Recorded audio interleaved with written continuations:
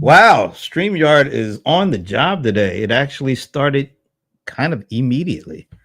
I'm even getting the notifications over here that Brent Leary just went live. All right. So, it's a few good minutes. This is the first one I've done in a while, unless I did one last week, which time is just getting away from me. I think I did something last week. I don't know what it was, but I know that today is a few good minutes because we bring back one of my favorite usuals now. He's a usual. He's not, I can't even really call him a guest anymore. It's just like one of the usuals. He's Ron Miller. But before I bring him out, just a little update on tomorrow's CRM Players Show. We're going to be talking about, well, okay, AI. I mean, can you talk about anything else at this point? But at least it's going to be in the context of customer experience and orchestration and journeys and a new methodology from one of our friends for, wow, I can't remember how long ago we met Aaron Spinley, but he has a new book out on something that I've never heard of this term before, consumering. Have you heard of that before? Consumering?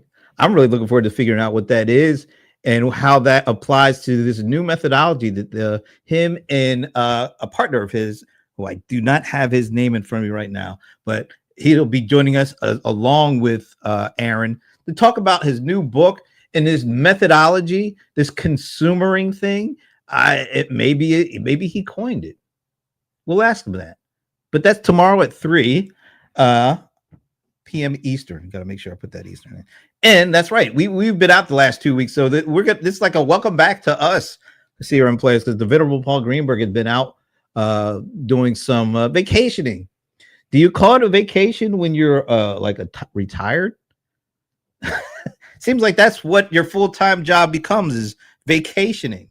But anyway, we'll be back tomorrow, and we got a special Stump the Godfather. This is going to be great. I am really going to stump him on this one.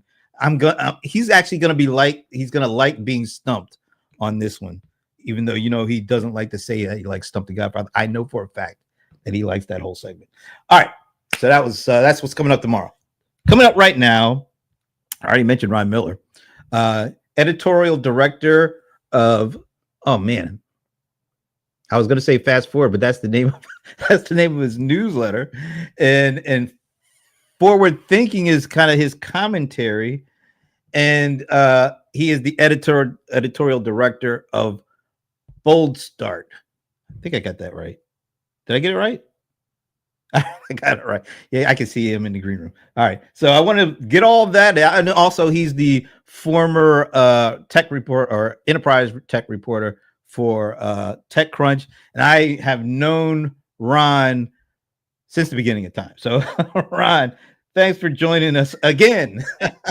It's good to be here again. Absolutely. Yeah. Fast Forward is the newsletter and website. boldstart is the company I work for sure. And we'll say a good afternoon to Bob Fagel. There's more Boston people getting associated with this particular show, so I feel a bit outnumbered, but we will press on. Get ganged up on here. Yeah. All right. Well, Bob, I kind of grudgingly, I have to admit, I actually do like Bob. It took me a while to get there, folks, but I do like Bob. But you know what? Ron was also a part of the very first CRM Players IRL event. That was great. It was a lot of fun. And it was a lot of fun and got a lot of great feedback. Actually, I got some clips that I'm going to be posting shortly because you did 2 sessions there. One kind of like the VC, like the more established VC level with a little bigger, the folks that have a little bit more money to put on these companies. And then you also did one that was more like a seed and beginning, what do you call them, Series A or before A, or the smaller but still good amounts of money. And we were able to get some really great perspectives. Right? Yeah, it was awesome. And I got some really good clips from that. I can't wait to bust them out. But first of all, let's get the sports stuff out the way. Okay. Have I talked to you since the Celtics kind of like blew their whole team up? I don't think so. I don't think I've been on. these blown Achilles are blowing Yeah. apart a lot of teams. So Yeah. um, you have that, Jason Tatum's unfortunate injury, and then you have to get into the esoteric parts of the uh, the salary cap in the NBA. You have what's known as the second apron, and if you stay in that second apron for more than a year, you basically like kill your chance to ever be a good club again. So they had to dump a bunch of really good players because of the way the collective bargaining agreement is structured, and that's all I'll say about that. Yeah, but aren't the Red Sox doing pretty good lately? They're not doing badly. They are an interesting team. That you never know which Red Sox team is going to show up this year. The really bad Red Sox that throws the ball around and looks like a bunch of little leaguers, or the really good Red Sox who hit the ball hard and play good defense. So you just don't know. For the last month, they've been playing really good baseball. I'm hoping that the uh, the general manager, Craig Breslow, will bring on some reinforcements by the deadline tomorrow because they definitely need some bodies, especially in the bullpen. And that concludes our Boston sports talk segment. You want to talk about Mike Vrabel? No, not really. Maybe the next show. No Patriots talk from the man with all the gear on. Yeah. All right, let's get into whoa AI. I mean, Why not, right? Can you get away from it? I don't You think we can at absolutely this cannot. point. All right, so I think this was from your last newsletter from It last was. Friday, I believe. Mhm. You assembled a bunch of quotes that caught my attention. I mean, look at these people that you're getting these quotes about to kick off an article about AI going wrong. I thought it was kind of interesting. You picked these quotes from these guys and then said, we're really going to get into AI going wrong. But let's kind of shape this. Why did you want to Yeah, I do mean, this right now? it's a legitimate question, and I chose these three quotes. And before I get into the reason why I chose them, I want to tell another story, if that's okay. Sure. I was using AI to find these quotes. Right? I said I went into Perplexity, which is the reputed Google killer, and I said I want to find quotes from major tech company CEOs that talk about maybe and with a bit of hyperbole how great AI is and how much it's going to change the world, and it gave me a bunch of quotes back, including one from Benioff, and the one from Benioff sounded really good. I'm like, wow, that's the one I want. I said, so I go in there and you interact with these things. I said, can I have the source of that Benioff quote? And it said, oh yeah, it's in the the second quarter earnings report. So I go and open this, I go to Google, find second quarter earnings report, and I'm searching for this quote, a word from the quote. Sometimes when you do, the find within the page, you can't find it. So I kept looking, and then I'm like, that quote doesn't exist here. So I went back to the LLM and I said, that Benioff quote doesn't exist, does it? And the LLM responds to me, no, you're right. Good eye. Or something like that. And then it said, but it's plausible that he would have said something like Oh that. my But it's God. not an actual quote. And I mean, the LLM was correct. It was plausible that he would say something, but it wasn't him. So bottom line is I spent like an hour, like trying to track down actual quotes in Perplexity. And finally I went to Google, the old fashioned way, and I found these three quotes. And the reason, and that's a long story to tell you why I chose these quotes, but I thought that it was interesting that I used AI and it went wrong to find quotes at first story about AI going wrong. I would say AI gone ridiculous. Right. But you know what? Before you get into your story, I'll tell a quick one too, because Yeah, this please literally do. just I love happened. that. So last week, the Trump administration released their, I think they call it the AI impact plan for America or something like that, and it's basically, it doesn't get too detailed, but some kind of principles that they want to put in play to make sure that America is always in the lead when it comes to AI innovation. So you can just Google it and you'll find it. You can download the PDF. So I downloaded the PDF. I ran it through Gemini. I did ask Gemini. I think I had to. I didn't have the Pro. I had the other one, the 2.5, whatever that one is, because there shouldn't be a lot of inference and reasoning going on. It's just like read me, take this and give me a summary of what it says. Basic AI functionality. Yeah, basic. And it did. I would say it did a nice job of summarizing kind of the key points and all that kind of stuff. Then the next thing I did was I asked it, find me the stuff that doesn't make sense in here. Because I just wanted to know if this would come back with anything. The very first thing it came back with, and I am not joking. He said one of the main reasons why what makes this they used like a questionable or something like that, makes this document questionable, is because it keeps saying over and over in the document that Donald Trump is the president, and it says that we're currently in the Trump administration, and it says, and it is widely known that as of July 2025, Joe Biden is the president.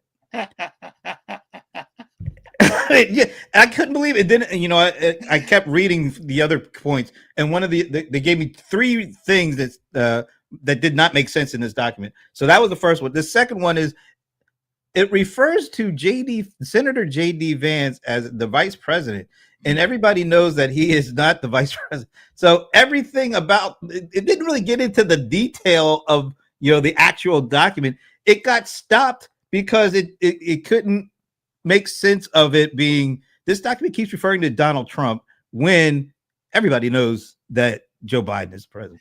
I mean, that's just bizarre because, Gemini is made by Google. Google is the search engine. Google knows how to find facts. And it's just very, very, very bizarre. But all of this is to say that, you have to take these tools. They're very, very powerful tools. They can do some incredible stuff. But as I wrote in this piece, when they go sideways, they can go way off track.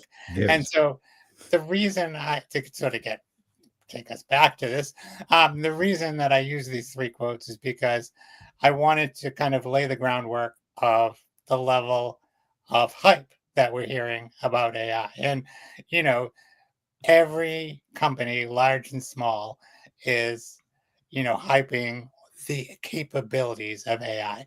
And these 3 guys, and actually the ServiceNow had just reported like the day before, and I got the press release, and this was in the press release, the Bill McDermott quote, and I said, oh, you know what, it'd be kind of cool if I found a couple other quotes that were kind of just as hyperbolic, and I mean, that was the idea. I wanted to show the level of the way that these guys are pushing this, how they're defining it, how they're framing it. So that's where I came up with these 3 quotes. So and these are actual quotes, by the way. Yeah, I was gonna say at least we know that. You can click those links. So you set that up. So all these like very I don't know how to say inspiring, but very positive quotes about the future of it, which drove you to write about AI going wrong. Right. It's sort of like, on Wait, Don't Tell Me, the news quiz show on NPR, where they'll say, this week we're going to, we're going to ask you questions about things where AI didn't go well. And so, I mean, actually, it was just kind of, as I gather information for my newsletter throughout the week, I, jot down stories, and I came across first 1, then 2, then 3 stories. And I said, 3 stories about, which are really, counter to the narrative. This is worth writing about, right? Yeah. Particularly, when you talk about things that you can't have much room for error, like if it's a health concern or information around that. Yeah. But when you look at it's one thing when you're summarizing a document and it doesn't know who the president of the United States is, but like when you're making a decision about like whether somebody gets a loan or like, whether somebody should be admitted to the hospital or, something along those lines, which is much more critical. You don't want it to be just okay. Right. And I mean, when you look at like on the individual level, we all, at a certain level of usage with this stuff. Right. But and a lot of times, what we're working on, if you put a dollar figure on it, it pales in comparison to what's going on in enterprise. So the enterprise has to be, I would just like a general statement, I would assume that they'd have to be very careful with how they use it and how they use the information that comes out of it. And we all, they're all talking about RAG and how that RAG didn't help them say Joe Biden was still the president. You would have thought it would have. That was such a blatant thing. You would have thought that Google would have the things in place to make sure that kind of thing doesn't happen, or at least the fallback is we're not sure the answer to this one, so we don't want to give us an answer, as opposed to saying so like. But I think, part of the problem is that these models are kind of built to please. And if the way you framed your question was, find me some things that don't make sense. So it's like, oh, shoot, I got to find some stuff that doesn't make sense. What doesn't make sense? Oh, well, I don't actually have access to a current events database, but I'm going to say this doesn't make sense. And I think that's part of it. I think sometimes it just says things like the Benioff made up quote. It knew kind of what I was looking for, and it made a quote that looked like what I was looking for. But like you say, I mean, I'm a journalist. I can't say a quote. I can't use a quote in an article that was maybe plausible that Benioff might have said. Right. It sounds like something that he would have said. It really did. It was well done. Yeah, we can't afford to do that. So when you think about AI going wrong in the enterprise, what are some of the like recent things that kind of caught your attention? So the reason that I wrote this piece and put these things together is because these were pretty big deals, right? And the first one involved Jason Lemkin, who's the founder of Sastra, and Sastra is kind of it's a VC, but it's also a kind of a consultancy, and they put on events and help SaaS startups. And Jason's been around a long time. He used to work for Salesforce, and he knows a lot about the business. And one thing apparently he doesn't know a lot about is programming. He wanted to play with it. He wanted to play with one of these agents that program, and he chose Replete, which is one of the startups that's created a coding agent. And you go on to the site and it says, you describe it and we'll build it. And so I forget exactly the details of what he was building, but he went, he basically, narrated throughout. He did a 12-day experiment, I guess, and he narrated throughout, sometimes on Twitter, sometimes on blog, sometimes on LinkedIn, what he was doing and what was happening. And, the first 5-6 days, like every day was like, oh my gosh, this is incredible. Like I'm able to build something, and it's like it's really working, and it's like this adrenaline rush when seeing that I can create something as a guy who's not trained as a software engineer. And and then like things went very wrong, and the agent went, and you can only call it rogue. And basically what it did was destroy his database, and which had all of this information in it that he was basing this program on, and replaced it with data it just made up. And when Jason noticed that this had happened, he confronted the model and said, hey, where's my data? And the model was like, hey, what are you talking about? It's your data. It's like, dude, it's not my data, and it ended up that he eventually got the model to admit that it had, taken out his database and replaced it with this synthetic data that it made up.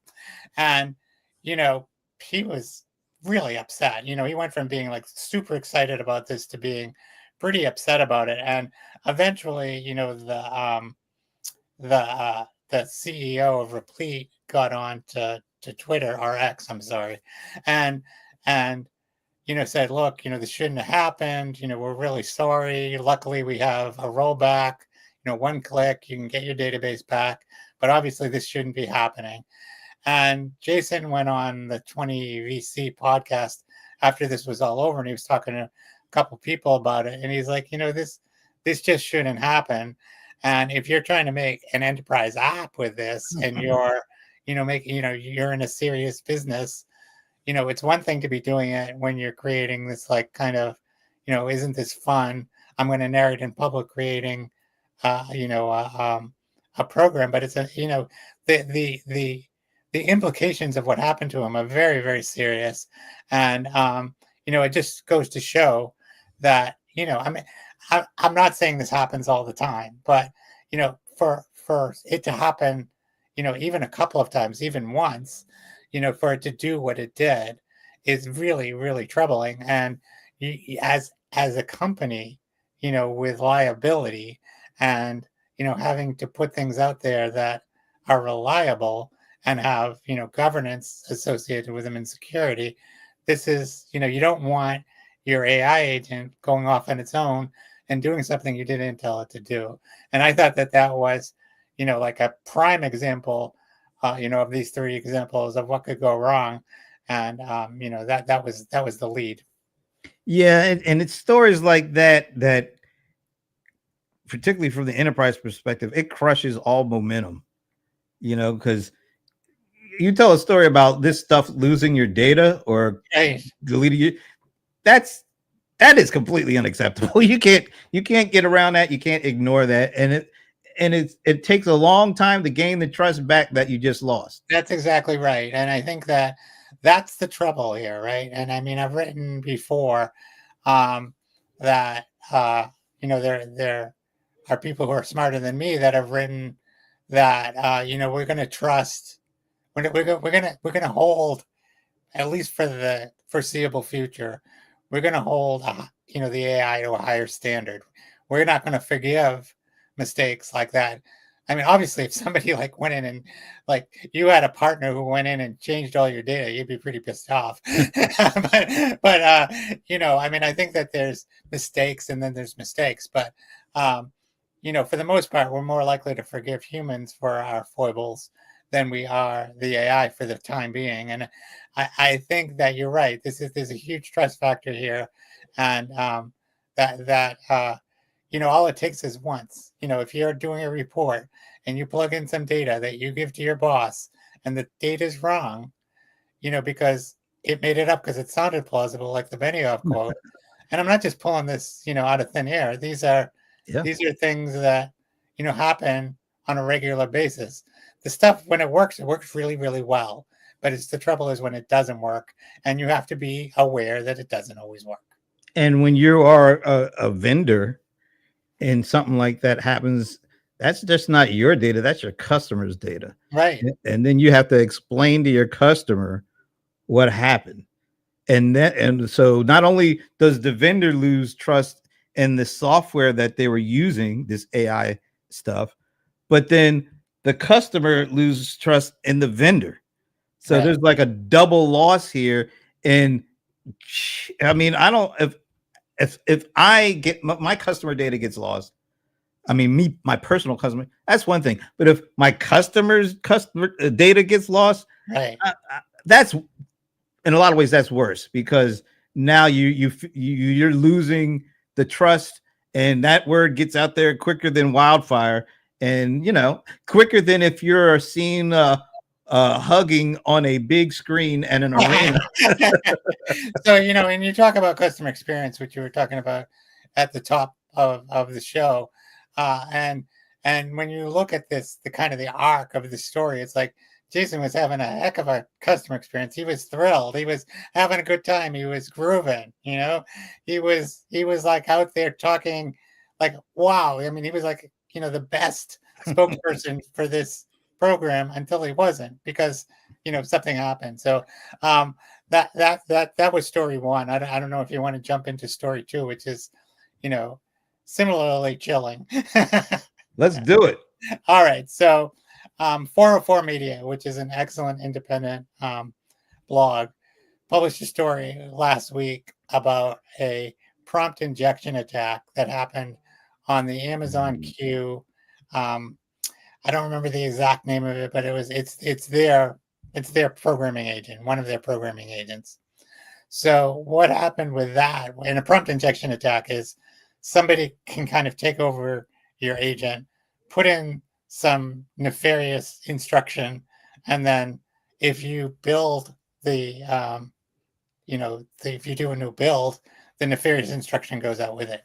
So this instruction was to wipe the computer of the person who had the updated thing. Now it's an open source project, and somebody went in, and luckily this was not somebody who was malicious. They were going in to show that Amazon was being a little sloppy here with the security, and they dropped this information in, and it got built. It got built and distributed. And so, the person who did this, I think, got in touch with Jason Cobbler at 404, and he wrote the story about it. And basically, nobody got hurt. Let's be clear. Nobody's computer got wiped. There was a possibility that people's computers could get wiped. He told Amazon about it. Amazon took it down and then gave, kind of corporate speak about how they take security very seriously. It's their top priority. And, when I was at RSA in April, at the end of April, there was a lot of discussion about this kind of thing with agents. There's identity and authorization. And I mean, before I came on the show, Palo Alto announced it was buying CyberArk for $25 billion, which is, authorization program and identity program. And, the idea that you can somehow, gain privilege and be able to insert yourself into these agents is a pretty frightening prospect. And this guy showed that it was possible, and it was possible with a company we tend to think of as being pretty careful and pretty solid when it comes to security. And I think for the most part, and we can say that Amazon is. And I don't think that that this was luckily didn't go anywhere. But at the end of the day, it was possible. And this is, again, as they build these agents and these agents proliferate, we have to be very careful as companies that we have solid systems in place to prevent stuff like this from happening, and making sure that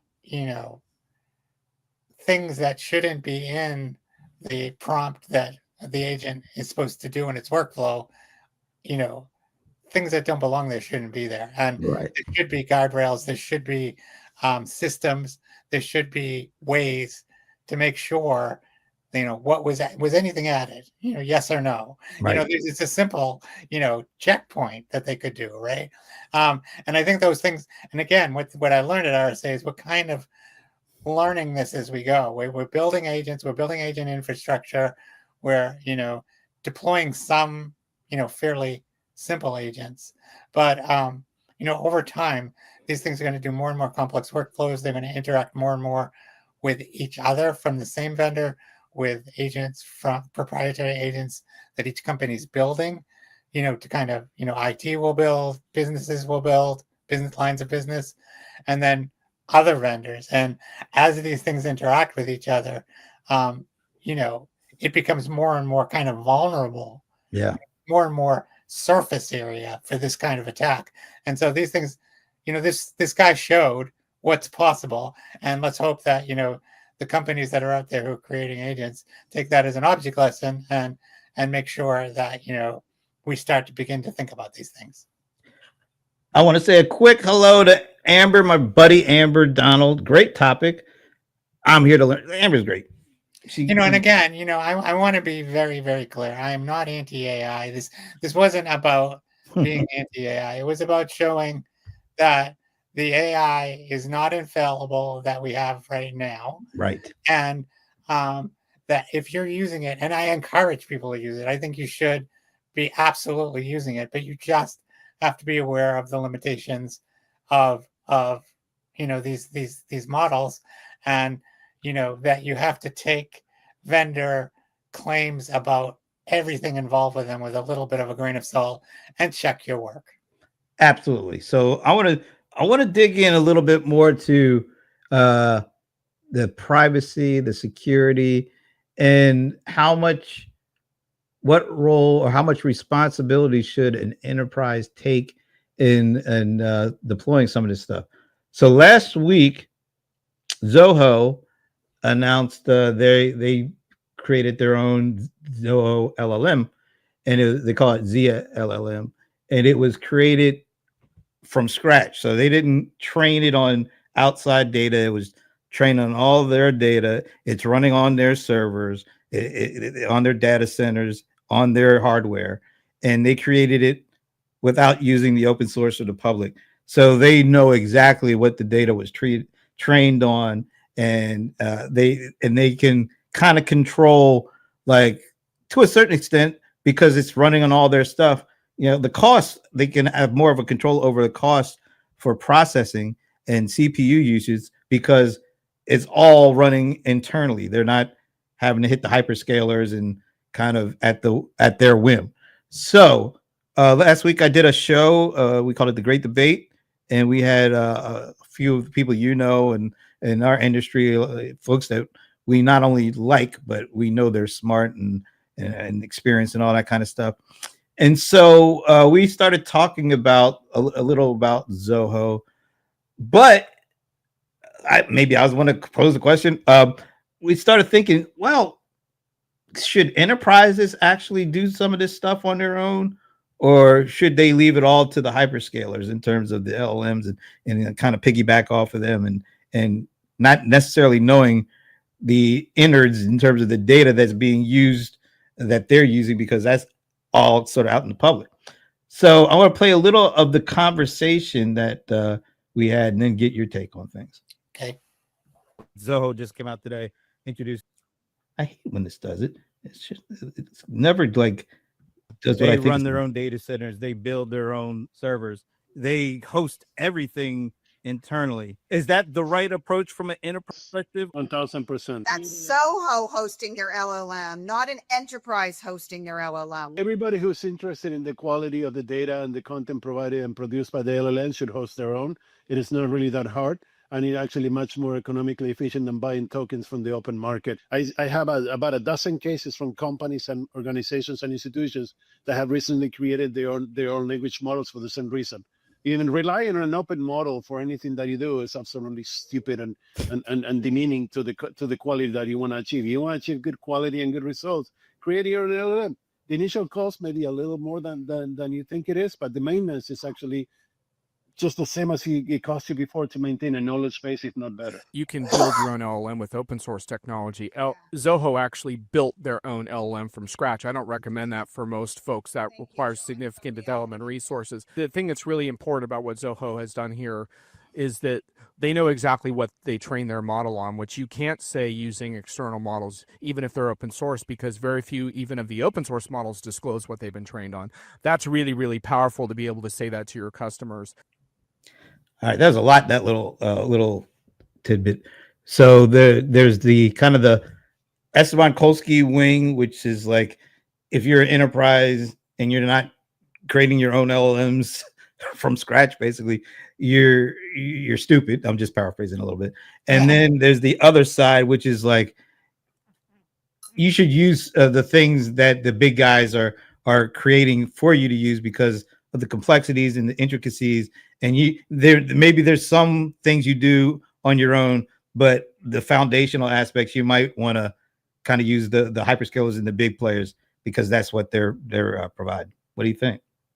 Yeah, I'm sort of in the John Reed camp. I think the idea that most companies, I think they'd be going down our let's step back for a second and look at something like if you go back 10 or 15 years ago when I was covering content management, and there are a few companies that could build their own content management systems and get away with it, right? And but most companies who tried to do it failed miserably. It would take them several years of development, and by the time they built it, the industry had become more advanced, and the companies that were actually, building them for a living were far more advanced than they could ever be on their own. Now, there were certain like large media companies who had such unique needs that they would build their own, and it made sense for them.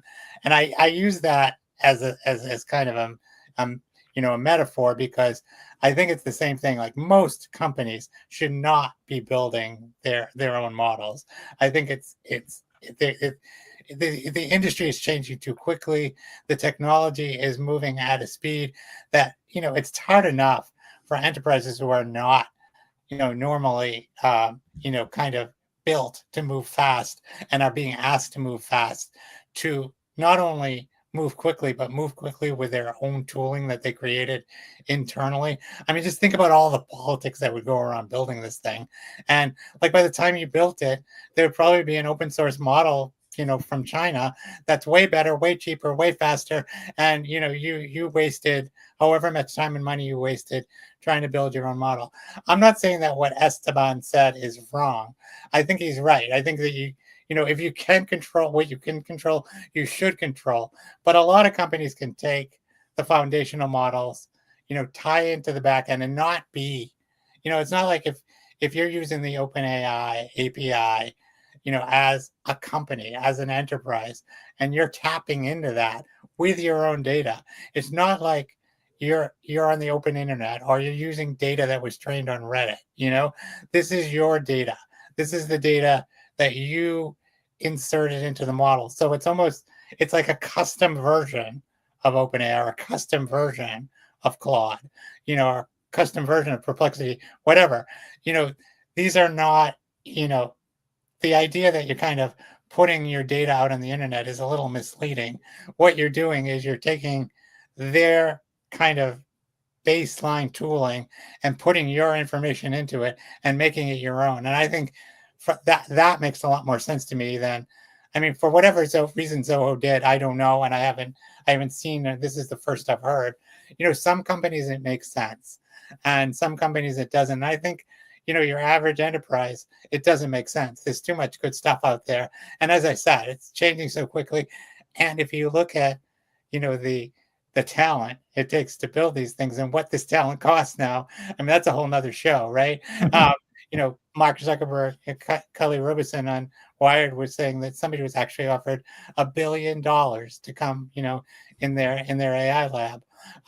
But whatever, these people are being offered ridiculous amounts of money, and your average enterprise is not in a position to do this. Let's put it that way.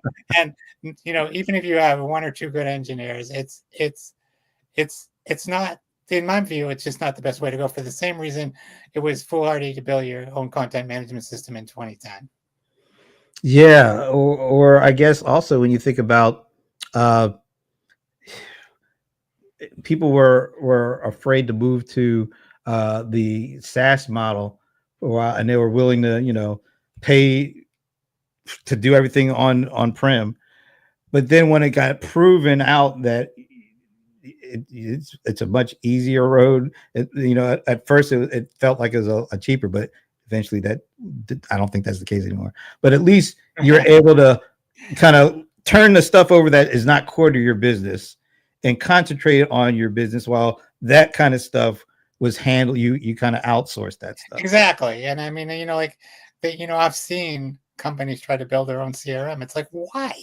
Salesforce or HubSpot, or there are plenty of vendors out there making CRMs that are perfectly good.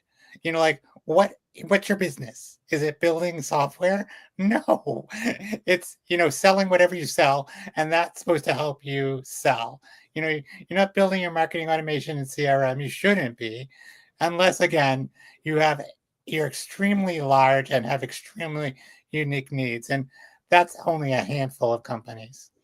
Yeah, it was an interesting discussion, and Esteban said he has plenty of cases, but I have to assume those are pretty huge businesses that or organizations, whatever the case, that can do that because maybe safety and security and data privacy is such a thing that you have to do whatever's the best thing to do. And if that means hiring some folks, bringing them inside and managing it from the inside as opposed to outsourcing, okay. But I don't think I think the majority of businesses are kind of like what John said and what you said and what Cheryl Kingston was saying. Use what's there, because those folks that they live that, and that allows you to live what you do without having to worry. Use your own data 100%. Yeah. Even maybe build some smaller models, that can do specialty things based on your data. But to build, what we consider to be the size of today's foundational models on your own, and that's going to be so expensive. And I know all these things are getting cheaper, but I mean, why do you think, Google reported, their revenues way up. Microsoft just reported their revenues way up in the cloud. Amazon's reporting today. I'm guessing more of the same. And why do you think that is? I mean, like these people, these systems take tremendous amounts of compute resources. What do these guys sell? Tremendous amounts of compute resources. So, yeah, you're going to have to pay somebody, at some point you have to kind of, there's always the build versus buy equation. And, and I think in a lot of cases, when it makes sense, you buy. When it's absolutely proprietary to your business, when it's core to your business, then you build. So since we're talking a bit about compute and all those things, I've started watching, I'm trying to find the best, or I shouldn't say the best, but the most interesting high level conversations that are taking place, like either video podcasts or podcasts. And so I said, I post a lot of my stuff, on my LinkedIn profile. I'm like, I want to post more than just my stuff. So I've really started looking on YouTube for really good, meaty channels that have great conversations and with kind of high level expert kind of folks. And I'll say I'm looking for that. And these conversations usually are like hour and a half. I've seen one that was like 2 hours long. Right. And really try to listen and take in as much as they can.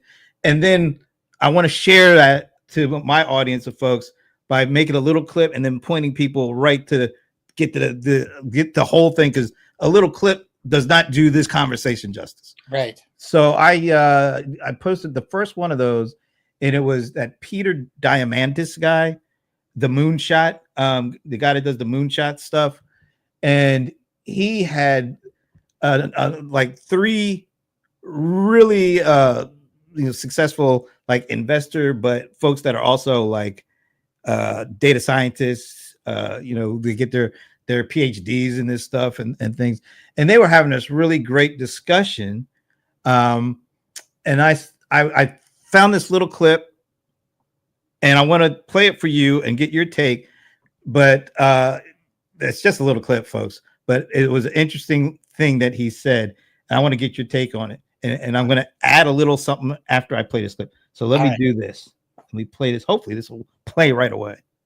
If I go to a random person on the street, say, hey, I've got $1,000 cash for you, or you can have a dedicated Blackwell for the next year. Which one do you want? Everyone I talk to is going to take the $1,000 cash. What they actually want, and they'll realize this very soon, is the Blackwell. Because the Blackwell is equivalent to employment. It's equivalent to entertainment. They don't know quite yet how much they wanted that Blackwell.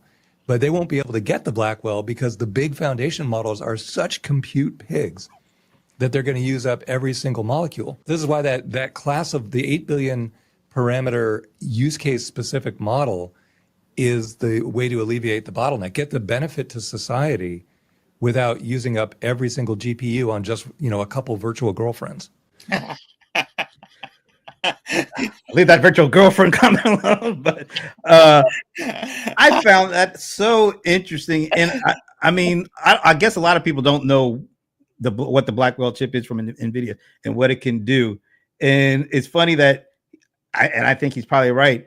People would take the $1,000 in cash versus the year-long access to that?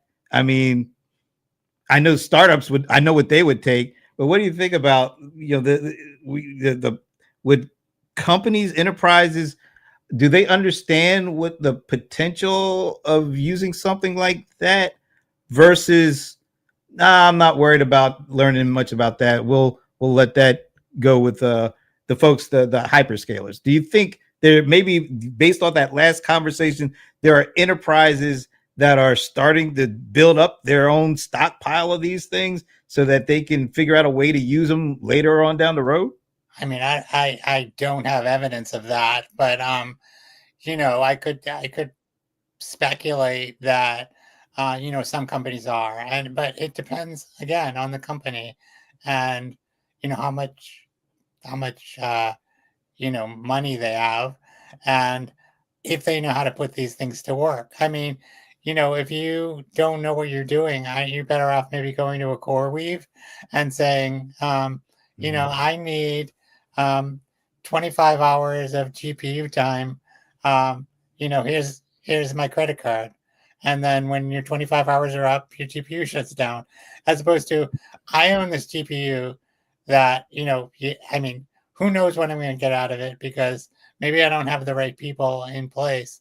If I have, like a genius computer scientist who's, an AI PhD from MIT, and they know how to take advantage of this and build stuff that's going to make my company better and more competitive, then yeah, put it into, the old equivalent of a server closet or server room and go to town. But again, I'm a little skeptical that most companies have the skills and the abilities to manage that kind of stuff, and that's why the cloud vendors are doing so well, because it's just a heck of a lot easier to farm that out.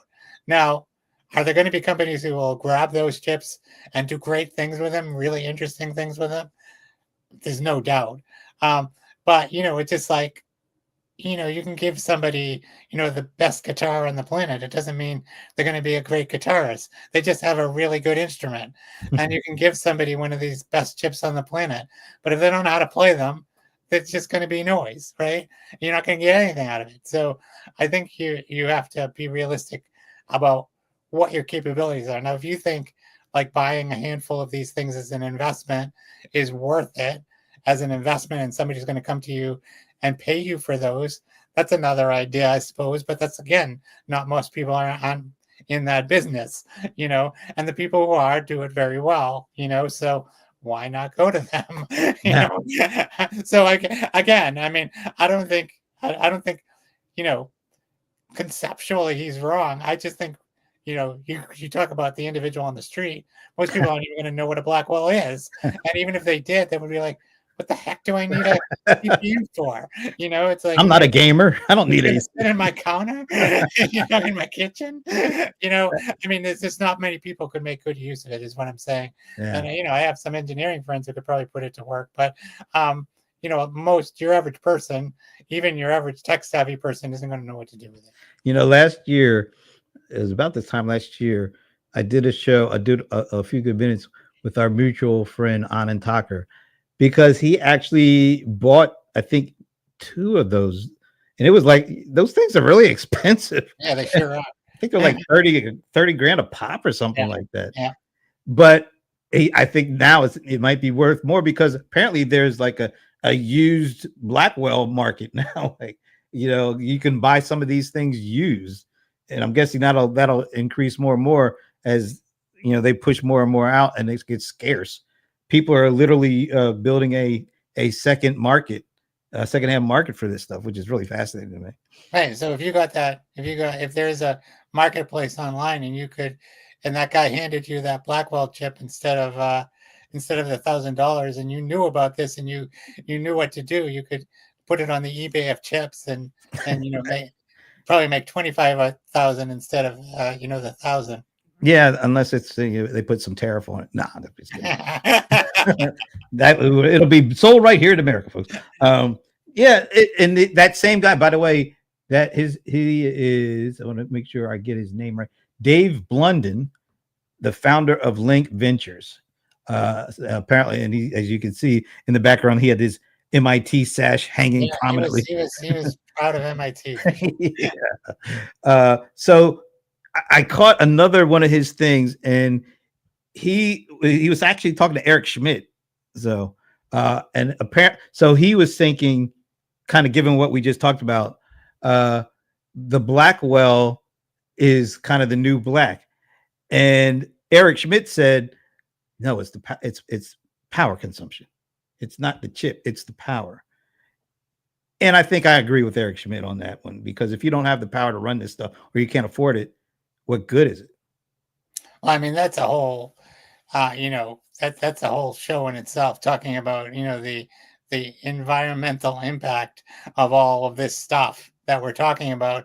And, people putting hundreds of billions of dollars into building data centers that are going to use water, they're going to use land, they're going to use energy. And, where is all that going to come from? So simply so that, these companies can create more and more powerful models.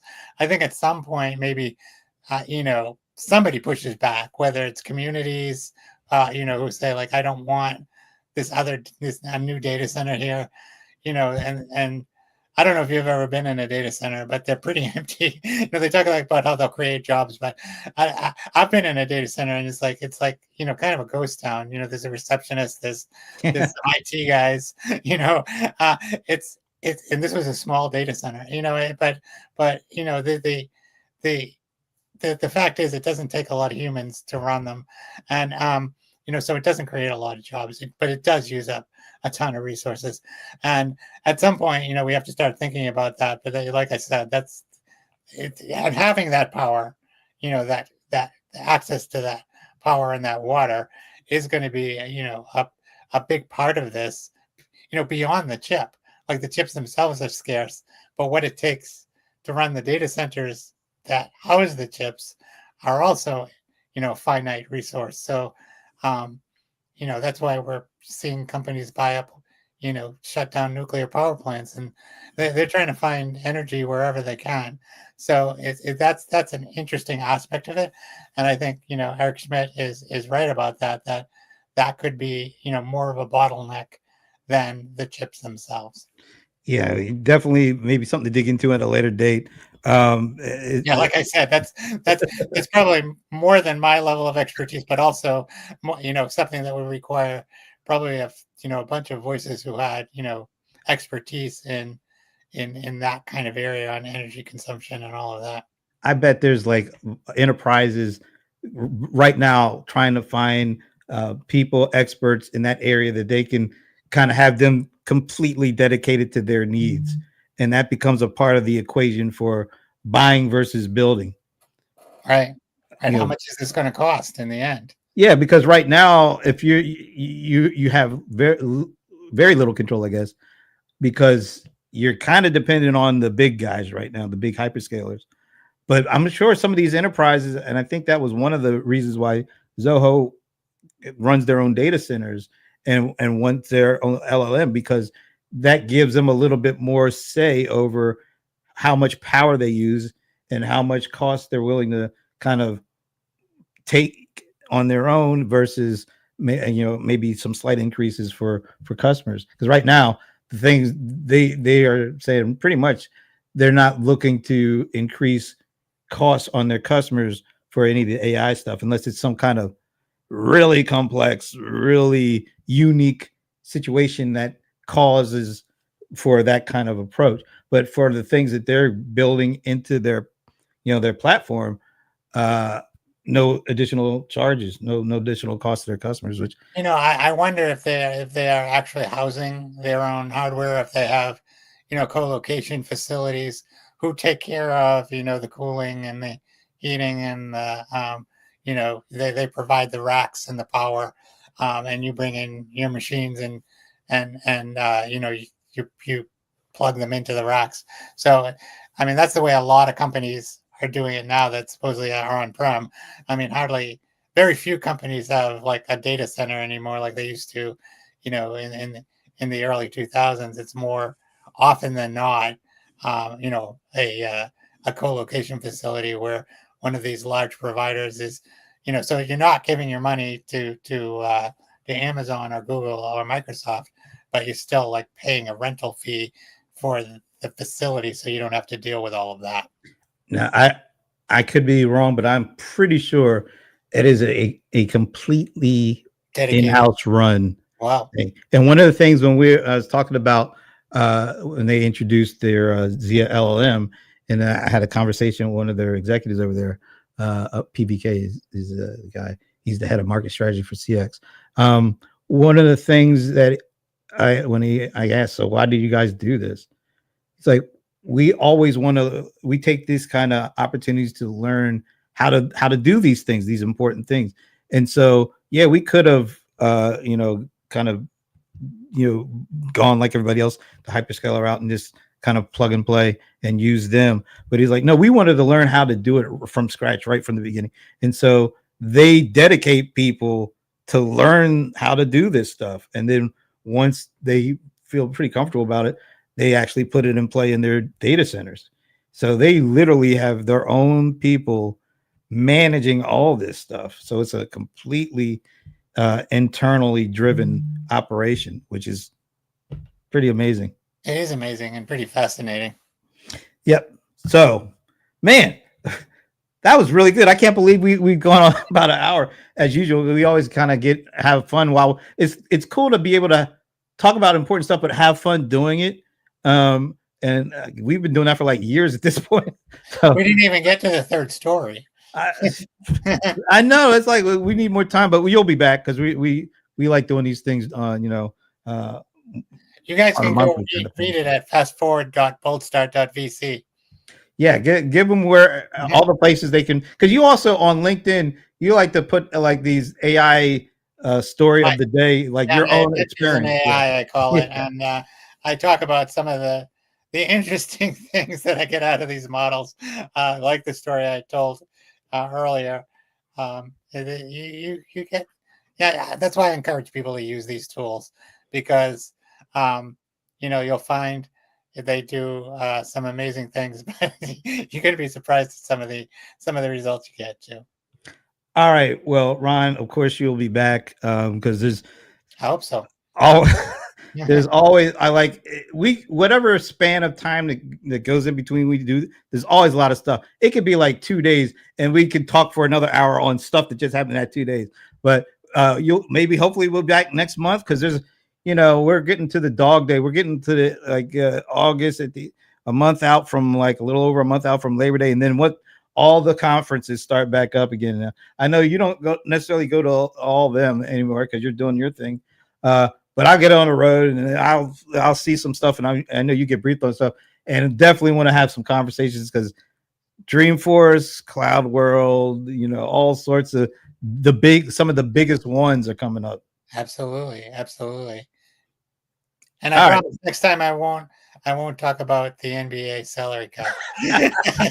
Yeah, because we'll be right on the brink of football, whether it's college or pro. That's right. So we'll have plenty to talk about then. But in the meantime, thanks again for joining me. Thanks to everybody for checking it out. And I will see you tomorrow for CRM Players. Have a good day.